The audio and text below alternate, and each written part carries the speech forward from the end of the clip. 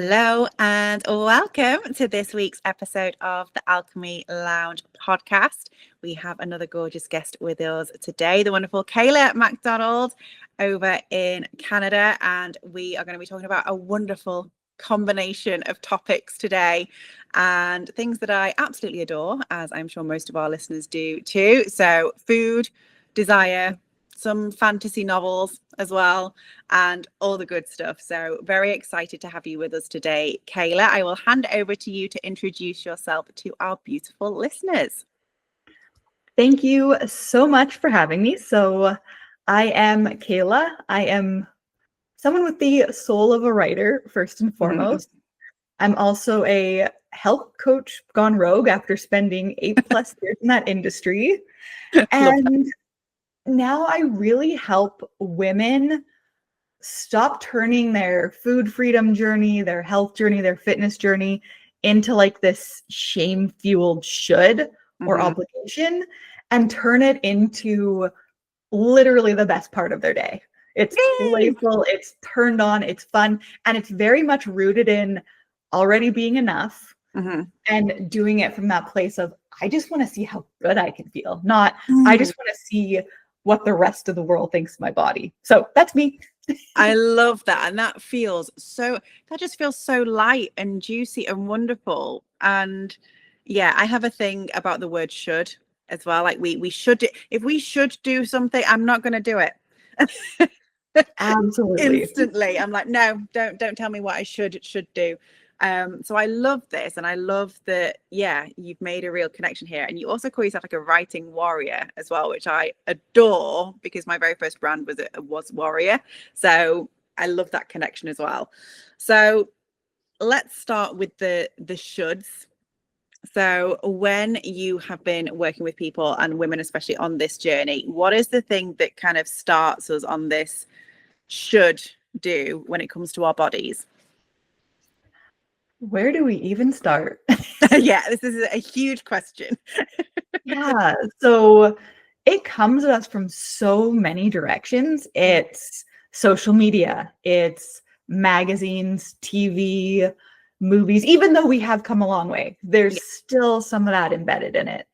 And honestly, it's in part, not always, the health coaching industry in general that really perpetuates some of this. It sometimes can become less about feeling good and loving yourself and more about the macros, the meal plans, the measurements, and the percentages. So I think it comes at us from so many different places. Yeah, absolutely. And I think probably every single one of our listeners will probably resonate with that as well. And it is part of like the world that we're in, I guess. So for a lot of women, especially, we think we're on this like weight loss journey, right? Or like I call it weight release, because then it feels a little bit better and I don't want to lose anything, but I'll gladly release things. But what is the thing that they're actually camouflaging underneath that? Because it's something so much more than that, isn't it? Believe it or not, that's where the warrior part of embodied writing warrior came from. Okay. And I have to share this story because the words you used were like the perfect segue.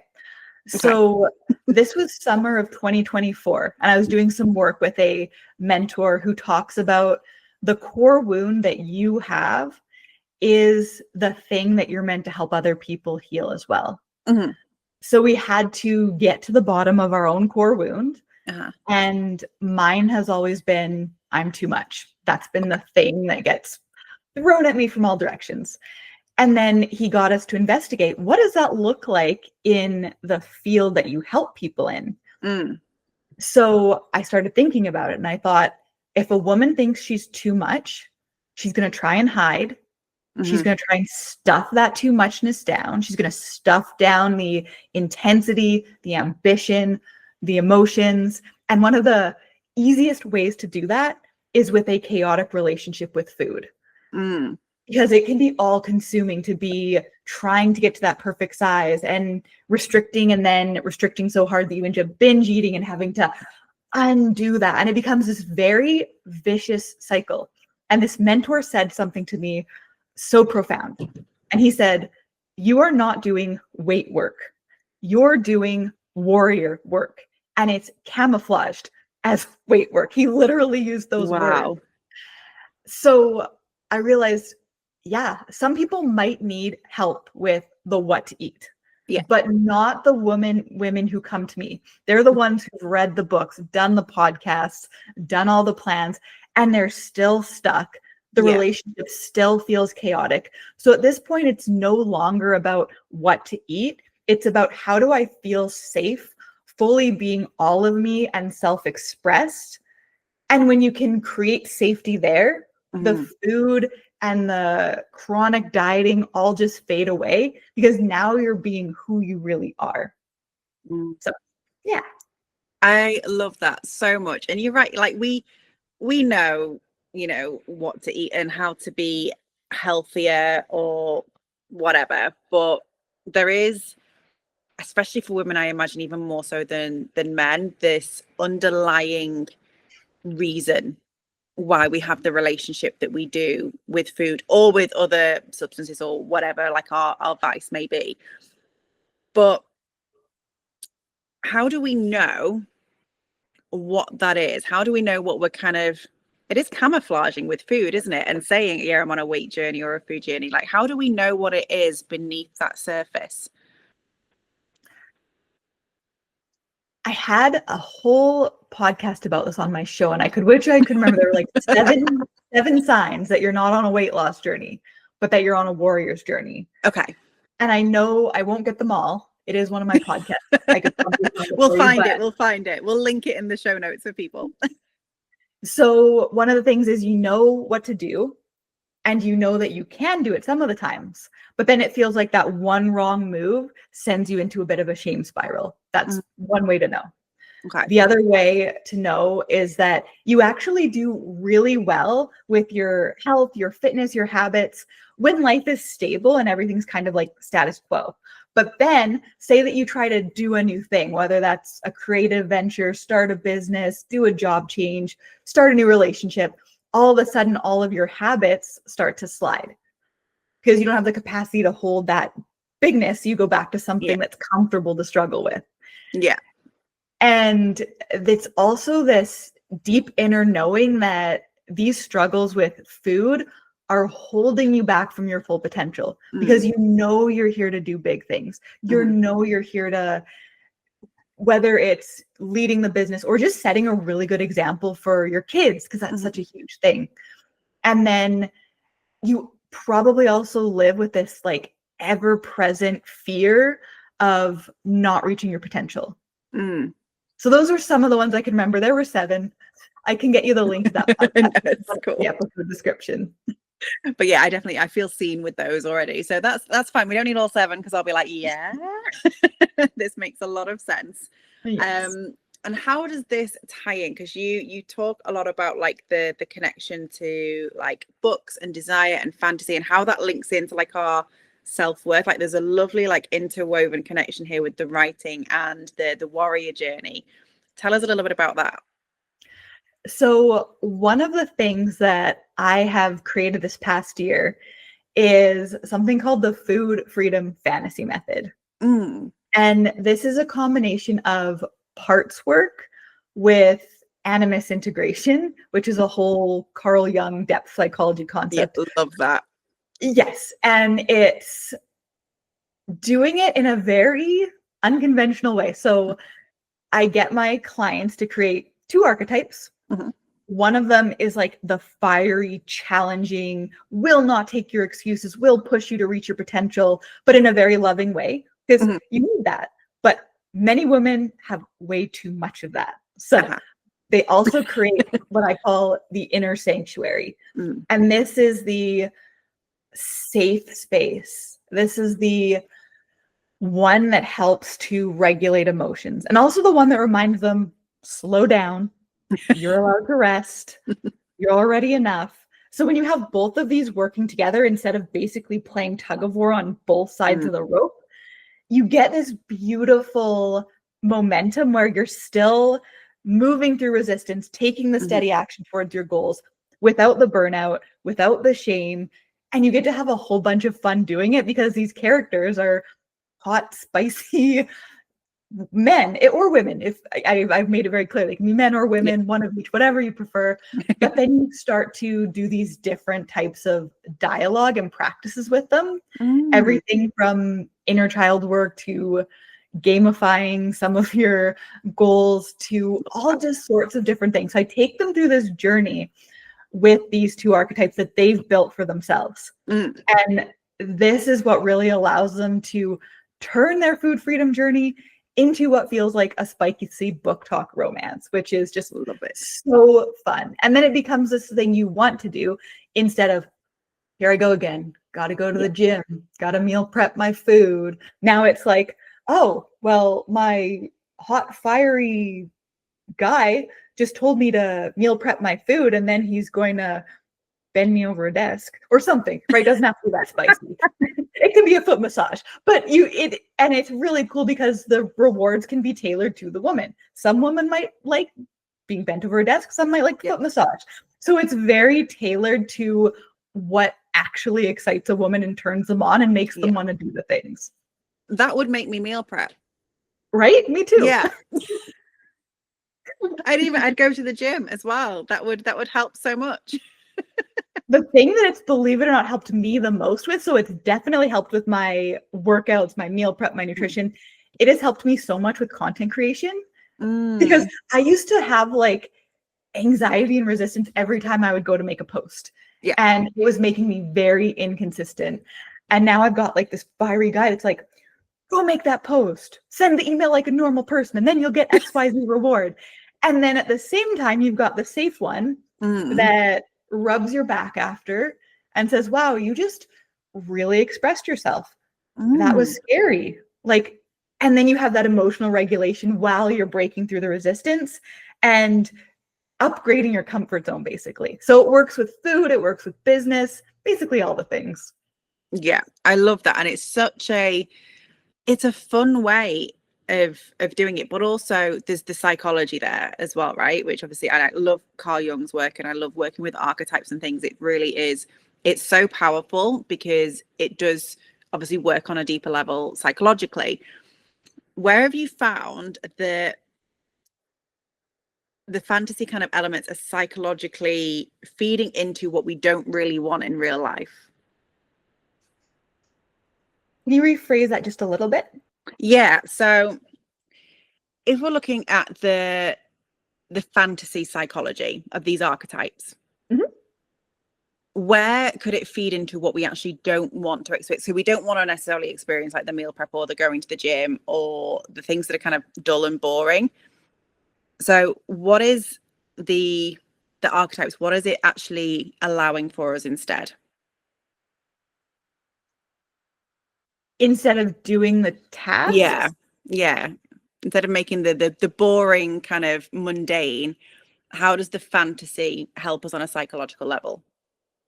So there's a few ways. One is getting that boost of dopamine from whatever reward they give you. And then the other really cool part, and this is where the fantasy comes into play, is you can turn something mundane like meal prepping into something that feels a little bit more magical and expansive. So you can get a scene written where you're meal prepping, but you bring in this like these two archetypes, and maybe they're like wrestling with you in the kitchen, or one of them's like spilling stuff all over the counter and the other one's like, really? And you can add this element of play and fun to these things you're doing.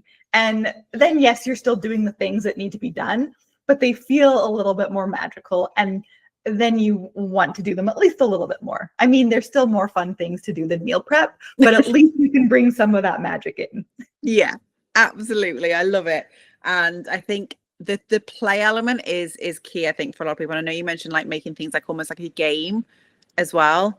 Like, I think that's something, especially as adults, that we don't have enough of in our lives, because everything does, like, you know, the things that we are doing to look after ourselves, like the exercising and the nutrition, and that just feels like too much responsibility sometimes. Exactly. So I think that play and humor and laughter are so underutilized in these journeys. And it does make all the difference. Like, this is a really funny example. I was talking to my own archetypes, and I was talking about how, oh, I did a run and it really hurt. And I don't know if my shoes are too old or if it's because I didn't do enough of a warm up. And then they were asking me questions about it. And I'm like, well, really, I only walked for 1 minute and then started to go for a run. And then I'm like, man, I might need a spanking for that one. And of course, the fiery one comes and he's like, you didn't. Are you trying to ruin those hips of yours? And he like throws a fit because, you know, mobility actually is important. I'm like, okay, next time I'm going to warm up, because you get like a little bit of a playful berating about it. And it just reminds you like, hey, mobility actually matters. Yeah, for sure. And also what you're doing, that you're connecting to yourself on such a deeper subconscious level in the most fun way. Exactly. Yeah, that's awesome. I really, really like it. What have you found when it comes to like suppressing our desires, right? Because a lot of what you're doing is helping people connect more into their desires because they're using that as that like dopamine fix and that reward. What's the link between suppressing our desires day to day and binge eating or sabotaging our bodies or being cruel to our physical bodies? What do you find the connection between those is?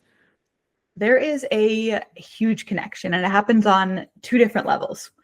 One is that we're all mammals, which means we're hardwired to seek pleasure and avoid pain. So if we are just going nonstop, not making any time for rest or things we enjoy, meanwhile, we're beating ourselves up for the way our body looks or how much we're not getting done, we've got a lot of pain and very little pleasure.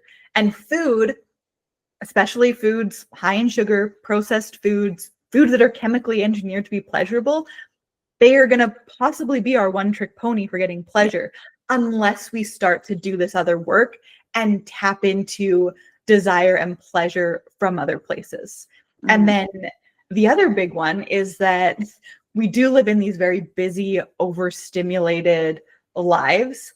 And if our workouts and our nutrition plans and even our self-care habits, like doing yoga, for example, become a should or an obligation or something we have to wedge into our schedules, we are going to still do those things, but we could be doing them in a state of chronic stress. And when we're in chronic stress, so many things happen to our physical body.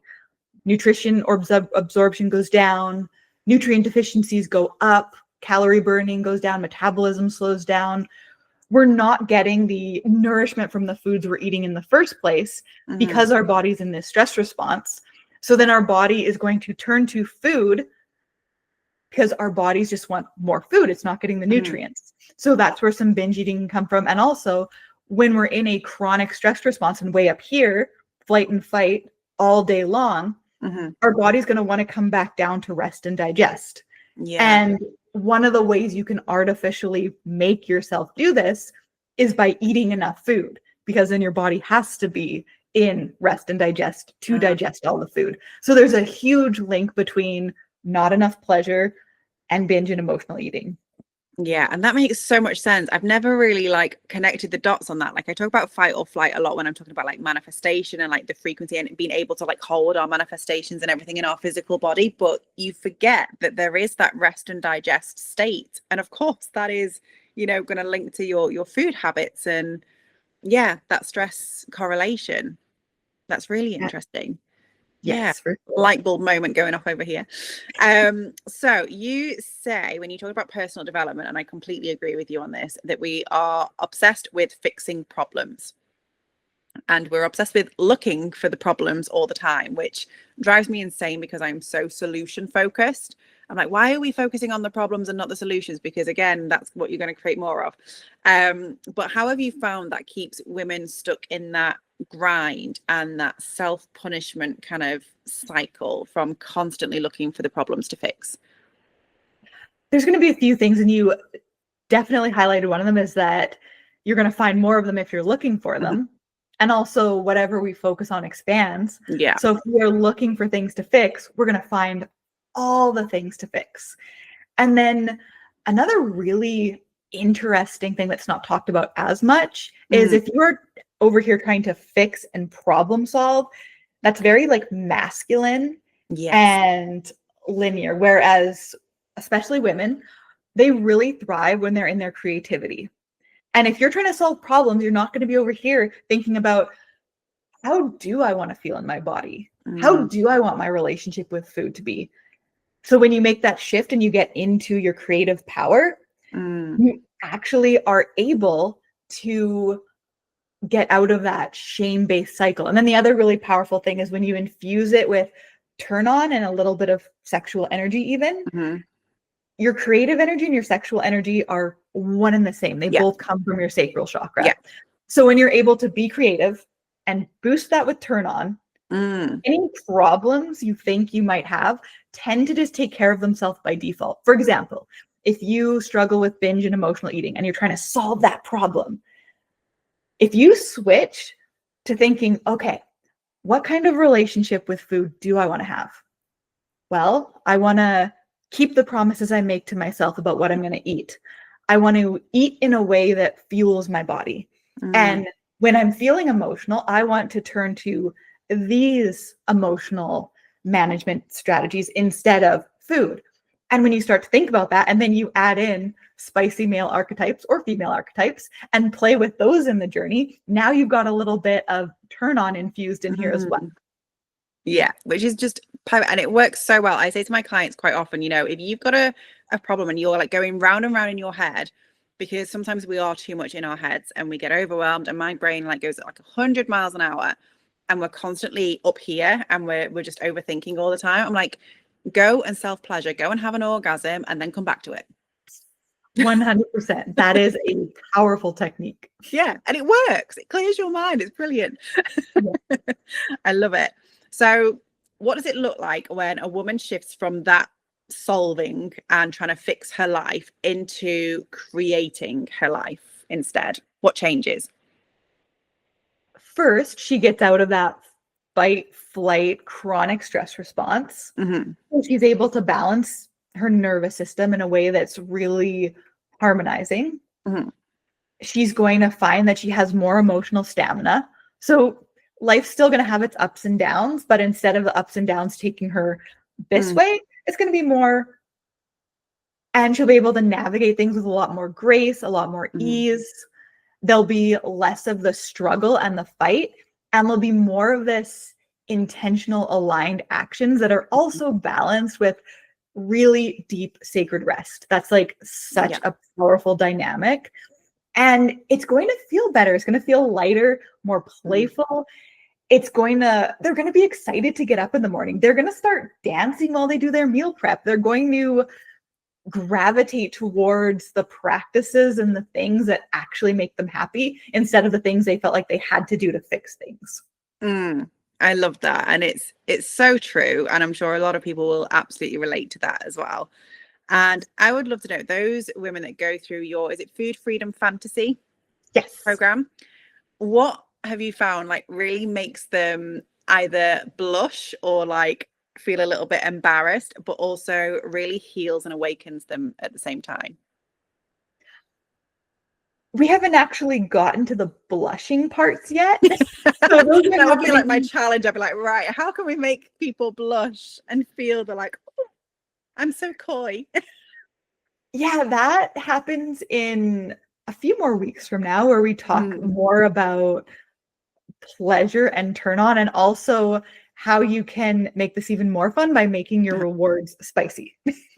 So that would definitely be one of the things for sure. And just allowing themselves to like whatever they like and not having to fit into the box that everyone else is in. And that's something I've been working on a lot, is this idea of using the erotic blueprints to actually create healing in your relationship with food. So this is really powerful because someone with a sensual or energetic blueprint is going to need very different things in their relationship with food than someone who has a kinky blueprint, for example. And some of the blueprints are more misunderstood or shamed than others. So this is about letting every woman know it doesn't matter if you're kinky, sexual, energetic, or shapeshifter. Your desires are acceptable. They're appropriate, and you're allowed to like what you like. So that's definitely another part. The other thing I forgot to mention, I forgot about this part. So the two archetypes, at least in my world, are also in love, because a lot of women these days love male romances, and like sword crossing is a thing, and the why choose romance and stuff. So that might be an aspect that gets people blushing. I love that. Minor detail, but they're in love. And I told them, like, in the video lessons, I'm like, if this is not your jam, if this does not turn you on, they don't have to be in love. They can be brothers or friends. But if this turns you on, like, you're not alone. This is actually a thing that a lot of women love. And there's actually reasons why it's so psychologically satisfying and healing for women specifically. Yeah, for sure. And I think you might find that people are like, oh, I didn't know, but this actually is a turn on. That's an enlightening moment for people as well. And obviously I love, as a psychologist, I love that there is this psychological kind of like underpinning to all of this. But for those of our listeners who are kind of like listening to this and going, okay, this is like striking a chord with me, like how do I know what my blueprint might be, or how do they start to tap into that? The best place to go. So I did not create these blueprints. They were created by someone named Miss Jaya. So I think if you search Miss Jaya erotic blueprints, she has a quiz you can take. There's a $17 one that gives you like your full blueprint breakdown. But if you don't want all the details, you can like search for free on that page. And there is a free option that just gives you your one primary blueprint. Amazing. So that would be a really good place to first start. And then if people are listening and they're like, but how does that relate to my relationship with food? I did do an entire episode on my podcast where I break down each of the blueprints and how to approach your relationship with food. So I can send you the link to that as well. Yes. If you'd like. Awesome. Amazing. And at the time that this airs, you'll have another Food Freedom Fantasy possibly coming up soon as well. So we can also link that in for people that kind of want to explore that a little bit more. Going back to like the industry, like the health industry and the food industry, how it is, what's one kind of, I'm going to say the word rule, and I don't like the word rules, but what's one thing that we're told that we should do, or that we have to do, that we all listen to, that you really wish that we'd just stop believing? There's so many, depending on which gym you go to, which, you know, you hear that you should definitely strength train. That's a big one. Sometimes people tell you that cardio is actually not the best form of workouts for a certain age group or a certain gender. There's all these arbitrary rules that are one size fits all, and they take out a person's lived experience and don't give people the chance to be more reflective and introspective and ask, well, what is actually true for me? So for example, the cardio and the running one specifically, you always hear running is terrible for weight loss. Running puts your body in a stress response. Running is just so bad. Meanwhile, I personally love running, and it's like my happy place, and it's a huge stress relief.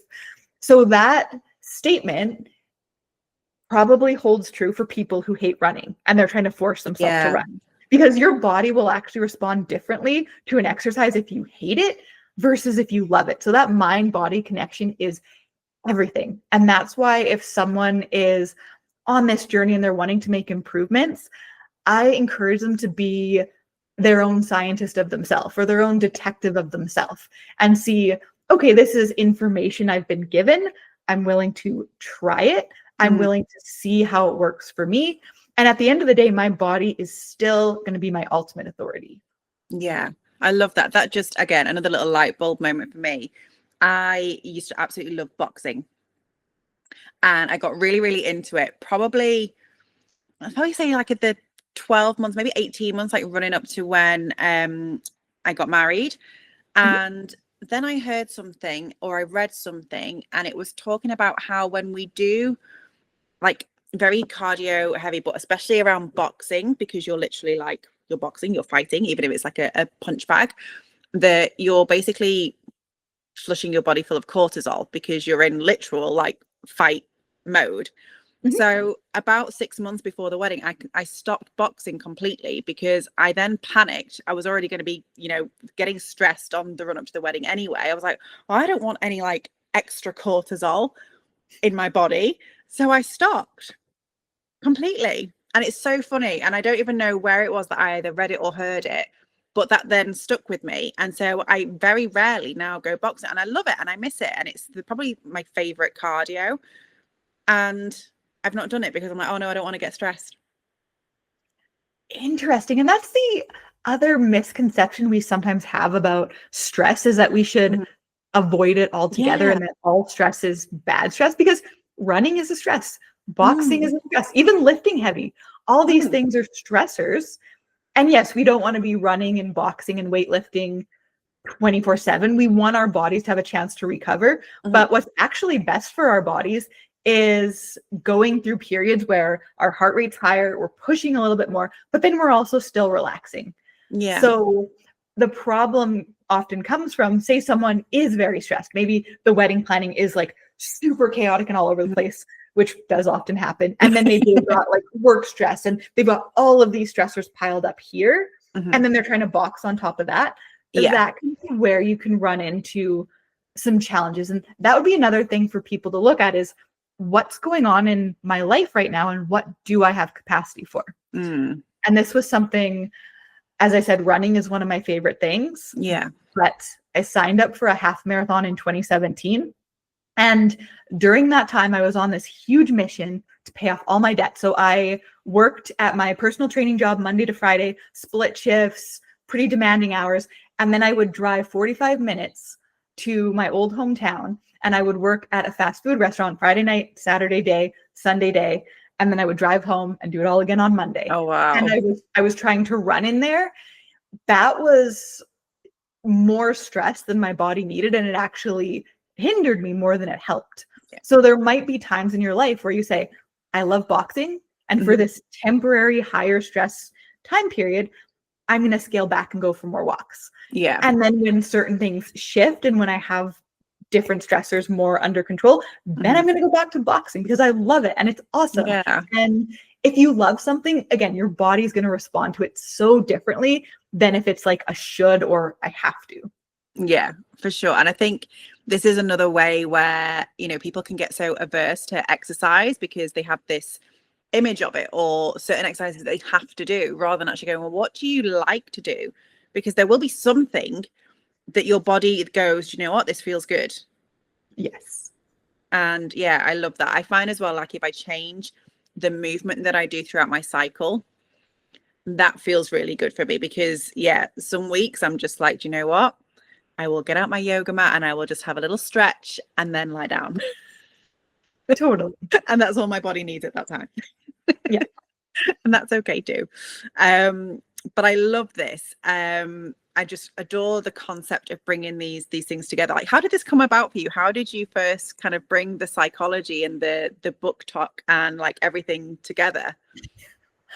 It's been a journey of decades, literally. So I started writing fan fiction when I was 12 years old. And writing and fan fiction specifically have been things that have really helped me over the years. Yeah. Then I became a personal trainer. And as soon as I became a personal trainer, interestingly enough, my binge eating resurfaced full force and then put back on weight. And then there was this pressure to take the weight off because my body is my business card. I'm a personal trainer, right? So there's that message you get in the personal training field. And then there's the shame, and then there's the anxiety, and again, that chronic stress. So I battled that for the entire 8 years I worked there. So I went on this journey to figure out, I know everything to do. So many of my smart, talented, capable clients know what to do. So what's really going on here? And that led me to studying eating psychology and energetics and inner work, parts work, NLP. And then I started learning about depth psychology and animus work. And this food freedom fantasy method actually came from dream work. So I had these two characters that kept showing up in my dreams, who now are the two archetypes I work with. Yeah. And I started just dialoguing with them to help with my food cravings. And all of a sudden, for the first time, I went over 60 days without a single binge. And I was the most consistent ever. I finally broke the 2-hour mark on a half marathon, which I had been trying to do for 13 years. So I had to ask ChatGPT, I'm like, how is this working so well when everything else I've done has helped a little bit or helped temporarily? And it broke down all of the psychological and the emotional reasons. And I looked at the list and I said, this is literally everything I've been studying for the last 4 or 5 years. I've just taken it and woven in my love of fan fiction and creative writing. And now it's this wild thing that I don't think has ever been done before. No, I've never come across this, but I love that it's two things that are very on the surface, like apart, but they're also obviously two major passions for you, and you've married them together. And that's just, it's so awesome. So for anyone listening to this from like a business perspective as well, I think it's so lovely to say you can merge things together. And yeah, it can be a beautiful combination that's never ever been seen before. But I think it's awesome. I love it. And yeah, as the psychologist in me, I'm like, yeah, I'm all over this. This is great. And the spicy side as well. I adore. So for people who want to connect with you, we will obviously share all your links and everything in the show notes. But where is the main place that you hang out? Where is the best place for people to find you? I have been the most active on Instagram, I would say Embodied Writing Warrior. And then my website, embodiedwritingwarrior.com. You can find the podcast. You can find books I've written. And that's where Food Freedom Fantasy will probably be hanging out as well. So I think those are the two places. Amazing. We'll make sure that we do link them as well. And I have a final question because, as you know, every guest leaves a question for another guest. So my question for you, my lovely, is what in-between season of your life taught you the most? The one that didn't look like success or failure, but was just kind of like the middle of becoming. So what in-between season of your life taught you the most? Interestingly enough, it's the season between when I left my personal training job in 2021 and where I am now. So I had to stop coaching for a year after leaving that job. Non-compete clause, very normal. Yeah. I wanted to really respect that. So I got a job building doors. I mean, why not? You're creating portals right now. And it was actually the best job I've ever had. And I actually ended up staying there way longer because the first time I attempted to start the business, I got smacked with my fear of judgment, my fear of rejection, just so many things about having a business that got brought up while I was about to get married, about to move in with my husband. So much was happening. Yeah. So I stayed at that job for longer than expected. And this is the really funny part. Those two dream characters that kept showing up were my coworkers. So now these two archetypes are fan fiction inspired versions of these coworkers, which is kind of cringe, but at the same time, this is fantastic. It helped me create this like ridiculously unique and wildly helpful modality that I wouldn't have created if I hadn't stayed there for longer than that 1 year. So I would say that would be the one. That's amazing. And I love that the universe was just like, hey, you know, those archetypes that you've been connecting with, here they are. Yeah, it's funny because at first I'm like, this is so embarrassing. Why do they have to be based off my coworkers? But then I thought, I'm like, it's not so much about those two people. It's about the energetics. It's about that fire and that safety. And if I'm going to spend 40 plus hours working with a bunch of people, one of them is probably going to be a really good example of fire. And the other one's going to be the example of that safety. So I've made peace with it. Don't share it on every podcast. So it's for your listeners. I love that. Thank you for sharing that, lovely. And yeah, that's so fun. I love the universe really does have a sense of humor and likes to plant these things every now and again, just for fun and just to be cheeky. But yeah, I love it. And thank you so much for being here. This has been an amazing conversation. And I am sure our listeners will take a lot from this and a lot of inspiration as well, I imagine. And And yeah, I'm sure they will come and find you and connect with you and follow along your magical, spicy journey as well. So thank you so much, my lovely. Yes, thank you for having me. You are welcome anytime. And to our gorgeous listeners, we will catch you on the next episode.